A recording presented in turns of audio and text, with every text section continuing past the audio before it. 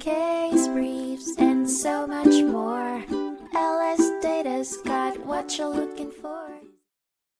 In 1973, Father Philip Berrigan and Sister Elizabeth McAlister found themselves in a legal tangle that culminated in the United States Court of Appeals for the Third Circuit. The religious pair were convicted of violating a statute by engaging in unauthorized correspondence to and from a federal prison. Berrigan and McAlister appealed their convictions, claiming the prosecution was discriminatory and that their actions fell under the jurisdiction of the Equal Protection Clause. However, the court countered, stipulating that a claim of discriminatory law enforcement could not be used as a defense in a criminal case, but should instead serve as grounds for a case dismissal on constitutional basis. Moreover, the appellants argued that the statute they violated was unconstitutional. They contended that the statute delegates excessive legislative power without any regulatory standards or guidelines as mandated by Article 1, Section 1 of the Constitution and the Due Process Clause, rendering it vague and overbroad.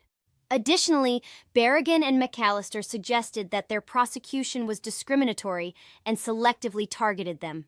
However, the court vehemently dismissed these claims. First, it sanctioned the authority of the Attorney General to regulate the movement of items in and out of federal penal and correctional institutions. The court underlined that Congress holds constitutional authority to penalize violations of an administrative rule or regulation. Further, it rebutted the appellant's contestations about the statute's vague nature by asserting the regulation was clear and unambiguous. Additionally, the court bolstered its conclusions with legal justifications indicating that intent to commit the offense, coupled with an overt act, constituted the crime, rendering the impossibility of committing the crime irrelevant. The court emphasized that federal criminal law is purely statutory with no federal common law of crimes.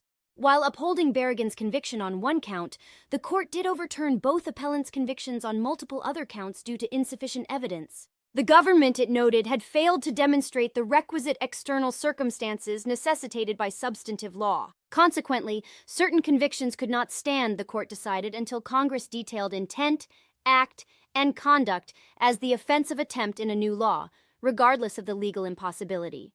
Strikingly, the court denied Berrigan and McAlister's motion to either grant or compel the government to seek immunity for defense witnesses, arguing it held no authority to do so. With decisions built on layered legal reasoning, the court reinforced the constitutional authority and operation of statutory law, even while returning a mixed verdict in the case involving a father and a sister. Strikingly, the court denied Berrigan and McAlister's motion to either grant or compel the government to seek immunity for defense witnesses, arguing it held no authority to do so.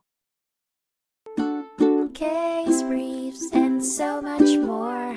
LSData's got what you're looking for. Visit lsd.law, elevate your mind. Leave the stress of class.